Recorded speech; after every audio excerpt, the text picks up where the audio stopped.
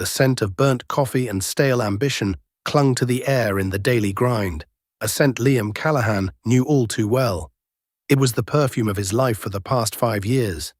He sat hunched over a small, wobbly table, his laptop glowing with the culmination of 1,825 sleepless nights. Beside him, his 7-year-old daughter, Maya, meticulously colored a picture of a unicorn flying over a castle, her tongue sticking out in concentration. On the laptop screen was the Genesis project. It wasn't just a proposal, it was a lifeline. A comprehensive urban renewal plan so innovative, so humane, it could redefine low-income housing. It was his one shot to crawl out from the shadow of being a broke, widowed single father and give Maya the life her mother, Chloe, had always dreamed for her. The final presentation was in 2 hours, to the formidable CEO of Sterling Innovations, Isabella Sterling. The file, bound in a simple black binder, sat next to his lukewarm coffee. Every chart was perfected, every projection triple-checked. He had poured his soul onto those 150 pages. He'd sold his wife's old car to afford the high-quality printing. That binder was more than paper and ink. It was their future. "Daddy, is the castle lady going to like your pictures?" Maya asked, holding up her vibrant drawing. The unicorn had rainbow wings.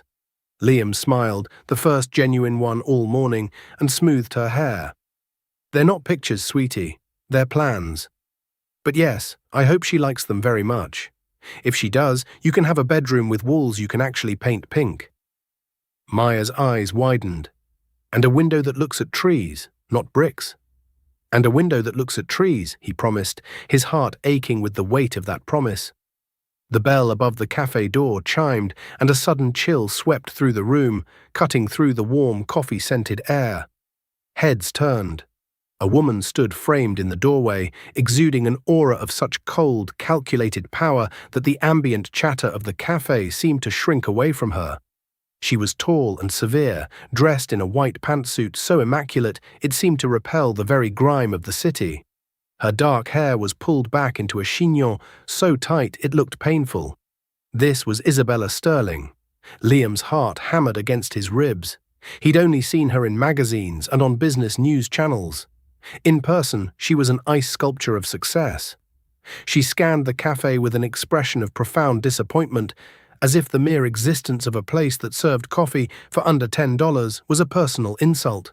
Her gaze swept past Liam and Maya without a flicker of recognition, landing on the counter. She snapped her fingers, a sound as sharp and clean as breaking glass. A young waitress, Sarah, who had been refilling Liam's coffee with a kind smile just minutes before, scurried over. "Yes, ma'am? What can I get for you?" "Espresso, double, black, and make it quick." "I don't have time to watch you dawdle," Isabella said, her voice low and serrated. She didn't look at Sarah. She looked through her, tapping a perfectly manicured nail on the screen of her phone. Sarah, flustered, rushed to the machine. Maya, meanwhile, had finished her drawing. "Daddy, I'm done. Can I go show the nice lady who gave us cookies?" she whispered, pointing to Sarah. "Just for a second, sweet pea." "Stay close," Liam said, his eyes flicking back to his laptop for one final review of the executive summary. Maya slid off her chair, clutching her unicorn drawing. At the same moment, Sarah turned from the espresso machine, the tiny steaming cup balanced on a saucer. Maya, in her childlike excitement, didn't see her. They collided. It wasn't a hard impact, but it was enough. The tiny cup flew from Sarah's hand, a perfect brown arc of liquid sailing through the air before landing squarely on the pristine white fabric of Isabella Sterling's suit jacket. A collective gasp filled the cafe. The silence that followed was absolute, heavy, and terrifying. Isabella looked down at the dark, spreading stain on her chest. She didn't scream. She didn't shout. The lack of an immediate explosion was somehow more frightening. Her head lifted slowly, her eyes, cold as a winter lake, locking onto the trembling waitress. I am so sorry," Sarah stammered, her face pale with shock. She grabbed a handful of napkins. "Let me help you." "Don't you dare touch me," Isabella hissed, the words dripping with venom. She took a step back as if Sarah were carrying a plague. "Do you have any idea what this suit costs? It's a custom-tailored Valenti. It costs more than you make in a year." A year of your pathetic, clumsy minimum wage life. Tears welled in Sarah's eyes. It was an accident. The little girl. Isabella's gaze shifted, finally landing on Maya, who stood frozen, her unicorn drawing clutched to her chest, her lower lip trembling. Then her eyes moved to Liam, who was already on his feet, moving to put a protective arm around his daughter. Your child, Isabella stated, not as a question, but as an accusation. Of course, unsupervised, running wild in a public place. This is what's wrong with the world. People like you, breeding irresponsibly, with no sense of discipline or decorum, letting your spawn ruin things for your betters. Liam's blood ran cold, then hot. She's a child. It was an accident. There's no need to speak to her, or to that young woman in that way. Isabella let out a short, incredulous laugh. Oh, there's every need. Incompetence needs to be called out. You and your project, she said, her eyes flicking with disdain to the black binder on his table. I can smell the desperation from here. Another dreamer with a folder full of useless paper, thinking you're going to change the world while you can't even control your own child. She took a step toward their table. Let me guess. You're here to beg for money. A grant. A contract. You think your little binder of dreams matters. Before Liam could react, she snatched the Genesis project off the table. Her eyes, filled with a cruel, dismissive fire, scanned the cover page.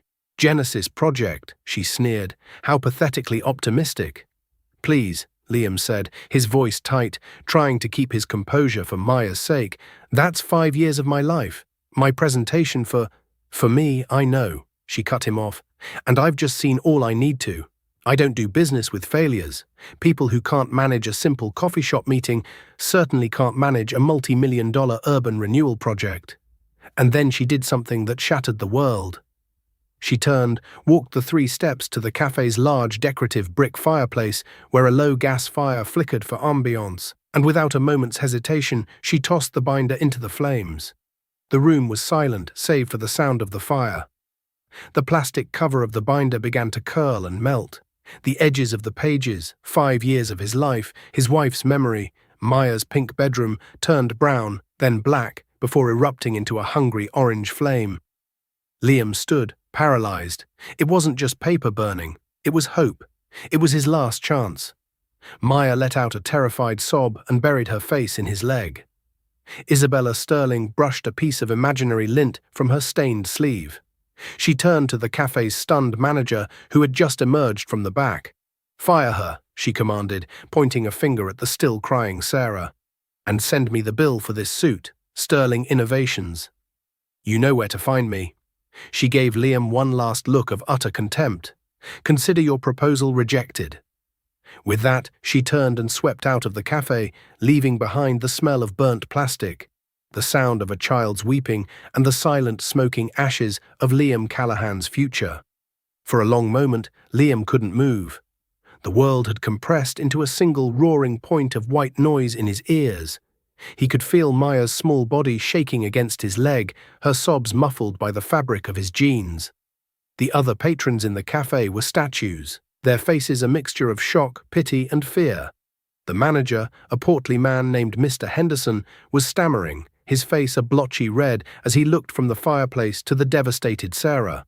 Liam's first instinct was to rage, to scream, to run after that monstrous woman and unleash a torrent of fury he hadn't felt since the day the doctor told him Chloe's cancer was terminal. But one look at Maya's terrified face anchored him. He was a father first, always. He knelt, pulling his daughter into a tight hug, shielding her from the sight of the smoldering pyre of their dreams. Shh, sweet pea, it's okay. Daddy's here. It's all okay. His voice was a hoarse whisper, a lie that tasted like ash in his mouth. Over Maya's shoulder, he saw Sarah. She was no longer crying. She was just standing there, hollowed out, her server's apron looking like a shroud. Mr. Henderson was wringing his hands, unable to meet her gaze. Sarah, You know who she is, the manager mumbled, his voice thick with shame. My hands are tied. The lease on this building, it's owned by a subsidiary of Sterling. She could shut us down with a phone call. I have to ask you to clear out your locker. Sarah nodded numbly, her spirit seemingly extinguished. She untied her apron, folded it with a mechanical precision, and placed it on the counter. She didn't say a word. The injustice of it all was a physical blow, knocking the remaining air from Liam's lungs. This young woman had lost her job not because of a mistake, but because she had the misfortune of existing in the same orbit as Isabella Sterling. Something inside Liam shifted. The despair, the raw, helpless grief that had seized him began to recede, replaced by something colder, harder, and infinitely more dangerous. Resolve. The fire in the hearth had consumed his proposal, but it had ignited something else within him, a quiet, glacial fury. He scooped Maya into his arms, her small head resting on his shoulder. He walked over to Sarah, who was about to slip out the door. "Wait," he said, his voice surprisingly steady. She turned, her eyes red-rimmed and empty. "There's nothing to say. I should have been more careful."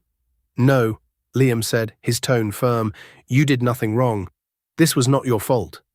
He reached into his pocket and pulled out his worn leather wallet. It was mostly empty, but he had $200 in cash tucked away for emergencies. This qualified. He pressed the bills into her hand. "It's not much, but please take it." Sarah shook her head, trying to push it back. "I can't. You just lost everything." "She burned paper," Liam said, his eyes meeting hers. There was a depth in his gaze she hadn't seen before, a hard certainty that was unnerving. "She didn't burn everything, not even close." He gently closed her fingers over the money. "Take it, and give me your phone number." Confused, she hesitated. "Please," he insisted, "I promise you I will make this right, for both of us." There was something in his voice, a conviction so absolute that it broke through her daze. She fumbled for her phone, and they exchanged numbers. "My name is Liam," he said. "Sarah," she whispered. "I won't forget what she did to you, Sarah," he said, "or to my daughter." He glanced at the fireplace, at the last wisp of smoke curling up from the blackened remains of the binder. "Or to my work." He gave her a final resolute nod, then turned and carried Maya out of the cafe, away from the pitying stares and the smell of their incinerated future. The cold city air hit him, a welcome shock to his system. Maya had cried herself to sleep on his shoulder, her breath warm against his neck. He walked past the bus stop, his usual mode of transport. He walked past the subway entrance. He continued for 3 blocks, his pace quickening with every step, until he reached a private underground parking garage. He entered a code on a discreet keypad, and a heavy metal door rolled silently upwards. Inside, the space was not the dusty, oil-stained concrete cavern he had expected. It was clean, brightly lit, and housed a single vehicle. It wasn't a beat-up sedan or a family minivan. It was a sleek black Audi A8, a car that cost more than the apartment he and Maya lived in. He carefully strapped his sleeping daughter into her car seat in the back, her unicorn drawing still clutched in her hand.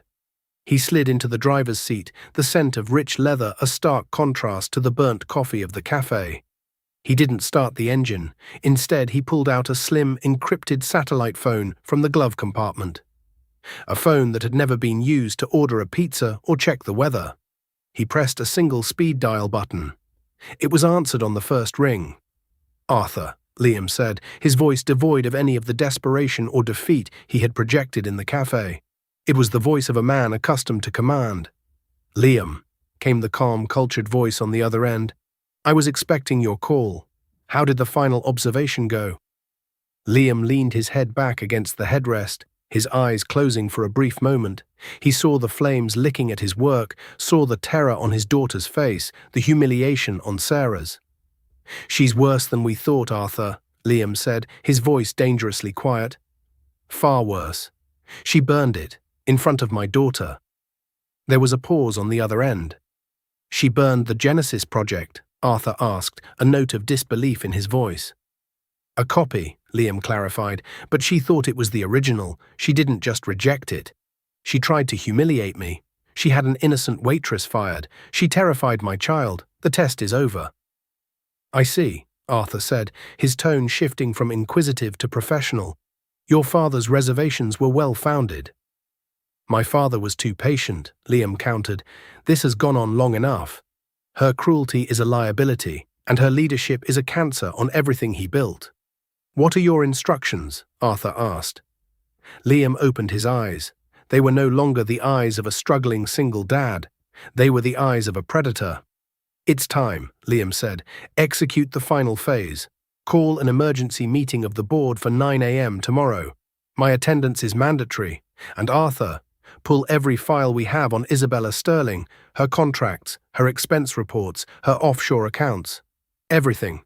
I want to know every skeleton in her closet by sunrise." "Consider it done, Liam," Arthur replied. "It's good to have you back." "I was never gone," Liam said, ending the call.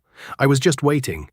He started the car. The powerful engine purred to life, a low growl in the silent garage.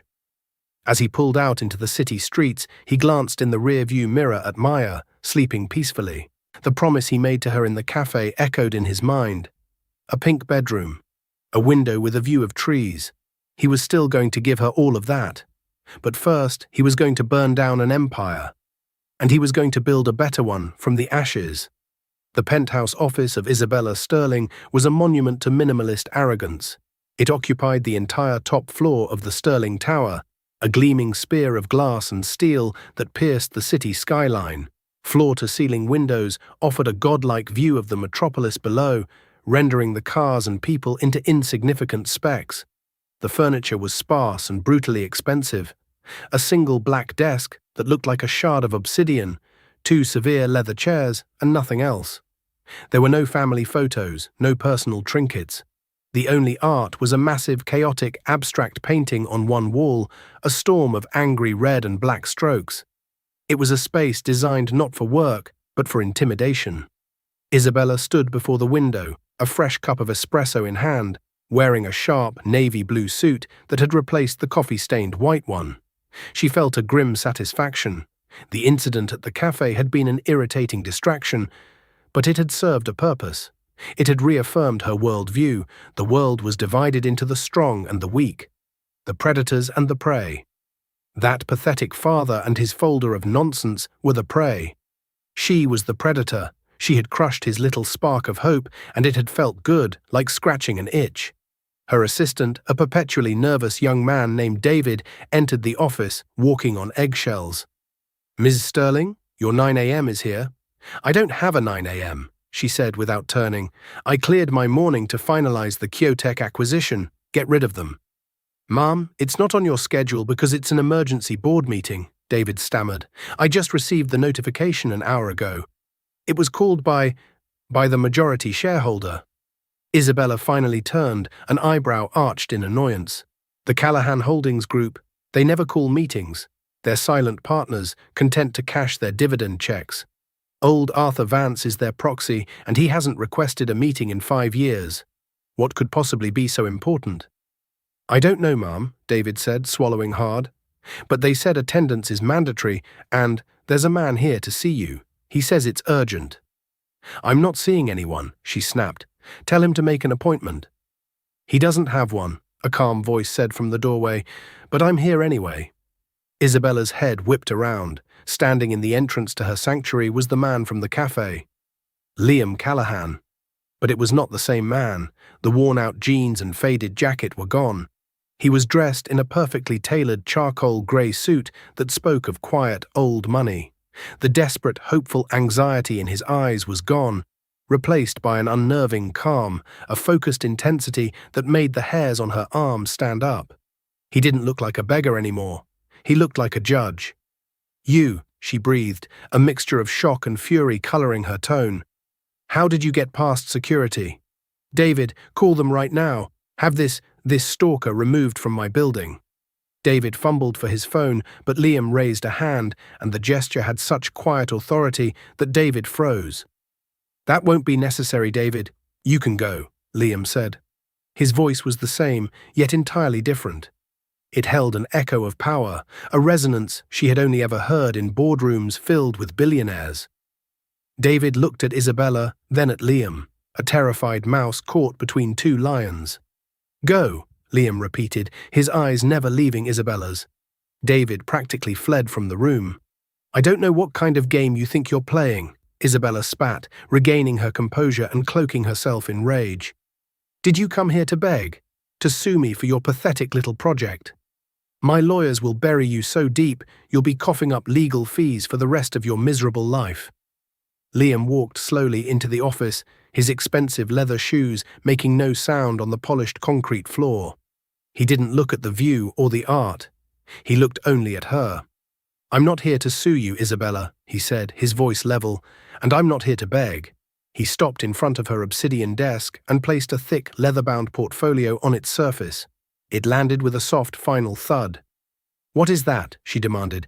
"That," Liam said, "is the original corporate charter and deed for Sterling Innovations. The one signed 30 years ago." Isabella stared at the portfolio, then back at him, a flicker of confusion crossing her features. "Why would you have that?" "It's a historical document, locked in a vault." "It is," Liam agreed. "My vault." He walked around the desk, closer to her, invading her personal space. She instinctively took a step back. For the first time in a very long time, Isabella Sterling felt a prickle of fear. This man's demeanor was all wrong. The power dynamic in the room had shifted, and she didn't understand how or why. "Who are you?" she asked, the question coming out as a harsh whisper. He stopped and looked at her, his expression unreadable. "You know, that's the funny thing. You never asked. You saw a struggling father in a coffee shop, and you passed judgment. You saw a binder, and you saw desperation. You never once stopped to see the man."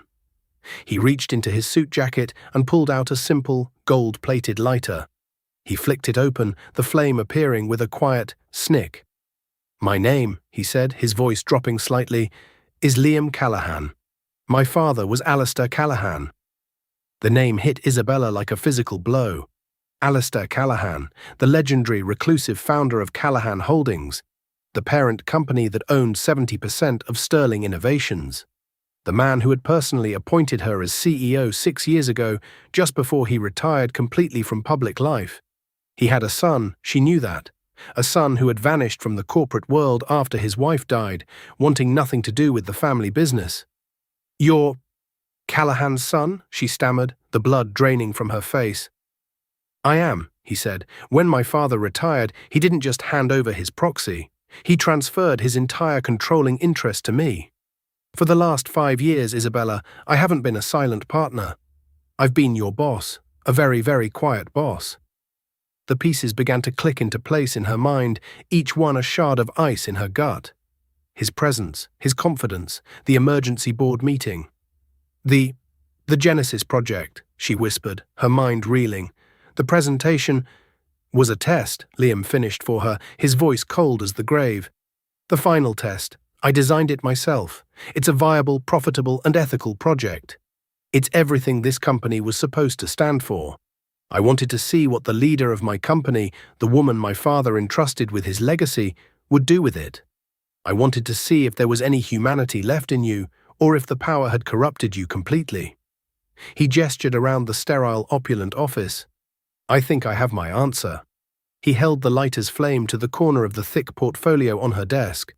The leather began to blacken and smoke. "What are you doing?" she shrieked, lunging forward. "Yesterday you burned my work," he said, his eyes locking with hers, the small flame reflected in their depths. "You did it to show me that it was worthless, that I was worthless. It was a display of power, an act of casual cruelty to make yourself feel superior." The corner of the deed caught fire. A small, steady flame began to eat away at the historic document. "This is the foundation of your entire world, Isabella," Liam said, his voice a low, steady murmur against the backdrop of the crackling paper. "Every contract you've signed, every dollar you've earned, every ounce of power you wield, it all stems from this, from the company my father built." He smiled then, but it was a chilling, mirthless expression. It was the smile of a man who had lost everything and had nothing left to fear. "You burned my future," he said, tilting the portfolio so the flames grew higher, "so I'm going to burn yours." Panic, raw and absolute, seized her. "Stop. That's the original charter. It's irreplaceable." "It's just paper, Isabella," he said, echoing her own dismissive words from the day before. "And you're about to find out just how worthless paper can be." He held the burning document, the symbol of her entire empire, and let the flames crawl higher, consuming the legacy she had hijacked. And in his other hand he held another slimmer file. He tossed it onto the desk in front of her. "But don't worry about the company," he said, his voice dropping to a whisper. "It's in good hands, mine. As of the emergency board meeting that's happening right now, you've been unanimously removed as CEO, effective immediately. That file contains the details of the forensic audit I've been running on you for the last 6 months. The embezzlement, the illegal stock options, the insider trading, it's all in there." He leaned in closer, the heat from the burning deed washing over her face. "Read the last page, Isabella," he whispered, the words a final devastating judgment. "You're bankrupt." The world tilted on its axis. Isabella stared at the burning deed, the flames reflecting in her wide, unblinking eyes. The smell of scorched leather and old paper filled her opulent office, an acrid perfume of ruin. Bankrupt. The word was an alien concept, a term for the little people, for the failures like the man she'd crushed in the cafe yesterday. It wasn't a word that could ever apply to her. And yet, the man standing before her was not the failure from the cafe. He was Liam Callahan, and his eyes held the cold, hard finality of a locked vault. Her mind, usually a razor-sharp instrument of calculation and strategy, was a chaotic storm. She saw her life flashing before her eyes, the clawing ascent up the corporate ladder, the ruthless deals, the broken people left in her wake. She had always seen them as necessary sacrifices on the altar of her ambition. Now she was the one being sacrificed. "You can't," she finally managed to choke out, the words tasting of ash. "The company, it's my life's work." Liam let out a short, sharp laugh devoid of any humor. "No, Isabella, you were a custodian, a highly paid manager who was given a sacred trust, and you defiled it. You turned a company meant to build communities into a soulless machine that valued profit above people. My father didn't build this company so that its CEO could terrorize waitresses and burn the dreams of hard-working men in front of their children." He dropped the burning deed onto the polished concrete floor, where it smoldered, the flames slowly dying, leaving a blackened, gaping hole in the center of the documents. It was a perfect metaphor for what he had just done to her life. "Your life's work," he continued, his voice laced with contempt. "Your work was skimming profits into hidden accounts in the Cayman Islands. Your work was initiating hostile takeovers that destroyed pensions and livelihoods. Your work was creating a corporate culture so toxic that good people either left or had their souls crushed. That's not a legacy, Isabella. It's a crime scene." Her phone buzzed violently on the desk. The screen lit up with a name. Marcus Thorne, head of legal. She ignored it. It buzzed again. Board of Directors, urgent. And again, First National Bank, security alert. Every call was a nail being hammered into her coffin. With a trembling hand, she reached for the slim file Liam had thrown on her desk. Her fingers, usually so steady when signing billion-dollar contracts, could barely turn the pages. It was all there, laid out in meticulous, damning detail. Wire transfers she thought were untraceable. Transcripts of conversations she thought were private. A complete and utter evisceration of her carefully constructed empire of deceit. She flipped to the last page. It wasn't a complex legal document. It was a simple summary of asset forfeiture. Under the company's morality clause, a clause Alistair Callahan had insisted upon, which she had always dismissed as sentimental nonsense, her gross misconduct gave the board, and by extension the majority shareholder, the right to reclaim all bonuses, stock options, and compensation paid during the period of her malfeasance, which, the audit proved, was her entire tenure as CEO. The numbers swam before her eyes.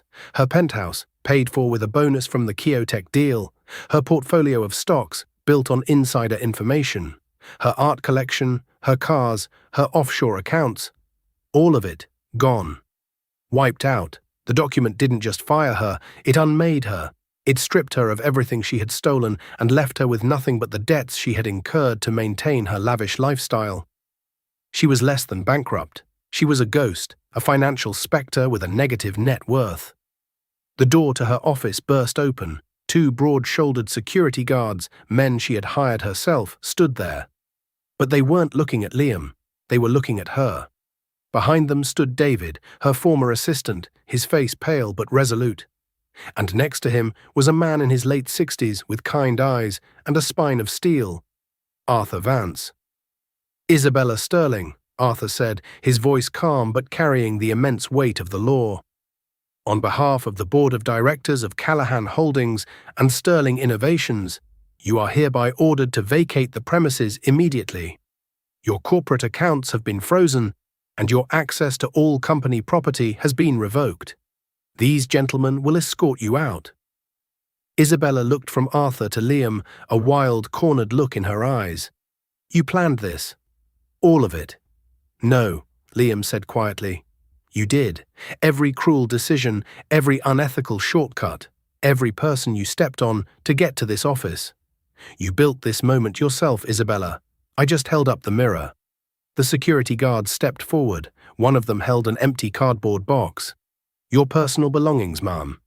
She looked around the vast, empty office. Her personal belongings. What were they? There was nothing here that wasn't owned by the company. No photos, no mementos. Nothing that mattered. Her life had been a hollow shell, and she hadn't even realized it until it was cracked open. As the guards led her away, a shell-shocked automaton in a navy blue suit, she passed Liam. For a fleeting second, their eyes met. She expected to see triumph, gloating, hatred. But she saw none of that. She saw something far worse, pity. He saw her not as a rival or a monster, but as a small, pathetic creature. And that was the most profound humiliation of all. After she was gone, the office was silent. Arthur Vance stepped forward and placed a hand on Liam's shoulder. "It is done. The board was unanimous. They are relieved. Her reign of terror is over." Liam nodded, taking a deep breath. The adrenaline began to fade, leaving a profound weariness in its place. He looked out the window at the city sprawling below. It didn't look like a kingdom to be conquered anymore. It looked like a community full of people. People like Sarah, people like him and Maya, just trying to get by. "What's the first order of business, Mr. Callahan?" Arthur asked, a respectful smile touching his lips. Liam turned away from the window, his gaze landing on the smouldering ruin of the deed on the floor. "First," he said, "we sweep up the ashes. Then we start building something that's actually worth a damn." He pulled out his personal phone and found the number he'd gotten yesterday. "And second, I have a job offer to make." The next morning, Sarah was sitting in a dreary unemployment office, the air thick with the smell of desperation and cheap disinfectant. She was number 87. They had just called number 23. Her future felt like a long, dark tunnel with no light in sight. Her phone buzzed with an unknown number. She answered. "Hello? Is this Sarah?" a man's voice asked. It was calm and familiar. "Yes. Who is this?" "This is Liam Callahan. We met yesterday at the coffee shop." Sarah sat up straight, her heart thumping. "Oh, yes, hello. I wanted to thank you again for your kindness." "You're welcome," Liam said, "and I also made you a promise. I told you I would make it right. I have two things for you. First, a formal apology from the ownership of the Daily Grind. As of last night, Callahan Holdings acquired the parent company that owns the franchise. Your termination has been expunged. Your job is waiting for you, with back pay." Sarah was stunned into silence. You bought the coffee shop." "It was part of a much larger transaction," Liam said with a hint of amusement. "Which brings me to my second point. I was hoping to offer you a new one. Sterling Innovations is creating a new department, a community and employee relations division. Its purpose will be to ensure every single employee is treated with dignity. I need someone to run it, someone with empathy and integrity. The position is Director of Employee Welfare. The salary is $150,000 a year, plus full benefits." The phone almost slipped from her hand. The numbers didn't compute. Is this real?" she whispered, her voice trembling. "It's very real, Sarah." Liam's voice was gentle but firm. "This isn't charity, this is restitution. I genuinely believe you are the right person for the job." Tears streamed down Sarah's face, tears of a hope so blinding it was almost painful. "Yes," she sobbed, "yes, I accept."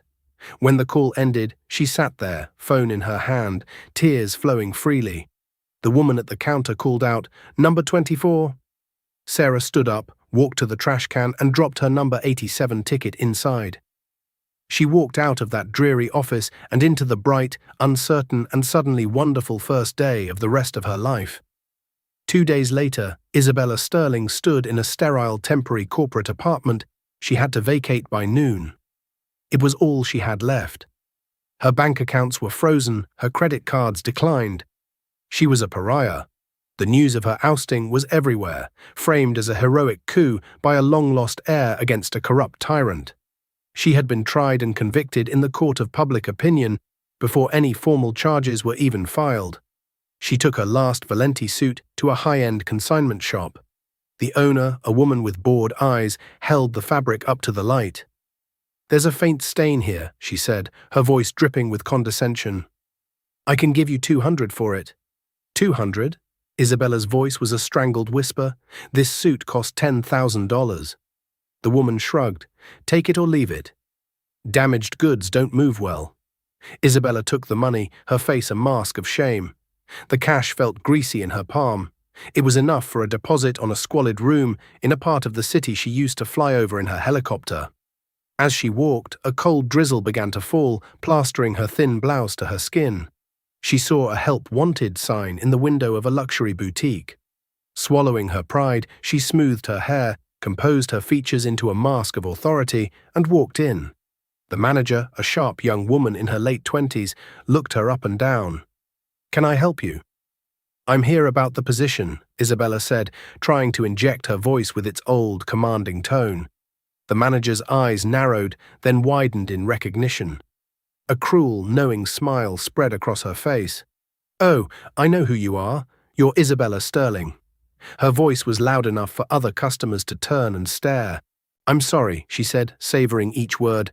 "We're looking for someone with people skills, a certain warmth. You don't have the right customer-facing personality to represent our brand." The words, corporate jargon she herself had used to fire hundreds, struck her like stones. The whispers started around her. Humiliation, hot and suffocating, washed over her. She turned and fled the store, the sound of the manager's soft, triumphant laughter following her out into the cold, unforgiving rain. Months passed. The city's chill deepened into winter. For Isabella, it was a winter of the soul. Her name was poison, her face instantly recognizable and reviled. She found work where no one cared about her past, washing dishes in the greasy kitchen of a 24-hour diner, her once manicured hands now raw and cracked from scalding water and harsh soap. The clatter of plates and the constant shouting of orders was the new soundtrack to her life, a brutal cacophony that had replaced the respectful silence of her former office.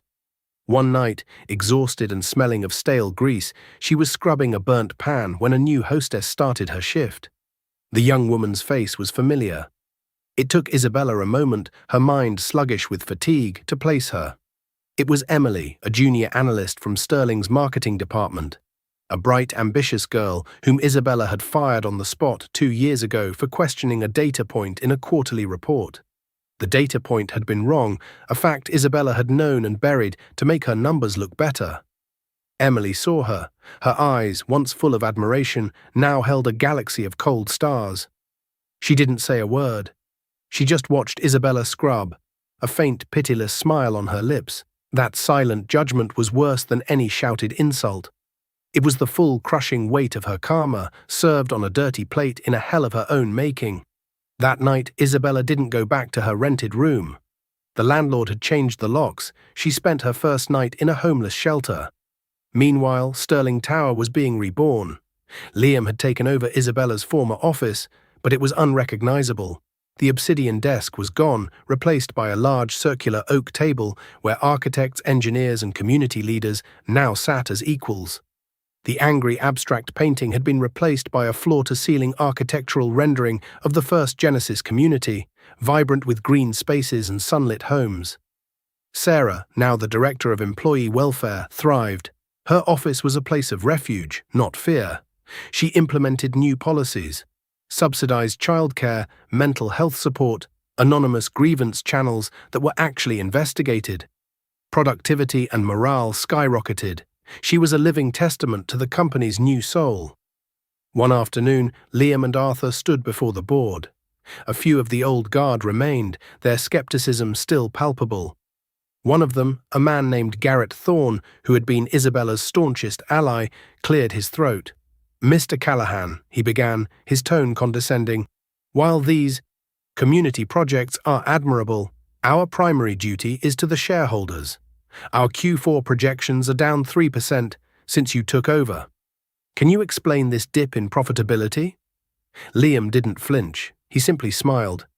"You're right, Garrett. Short-term profits are down. That's because we're no longer using predatory lending practices. We're no longer outsourcing to factories with human rights violations. We're investing heavily in R&D for sustainable materials. We are, in short, paying the true cost of doing business ethically." He gestured to the rendering of the Genesis project.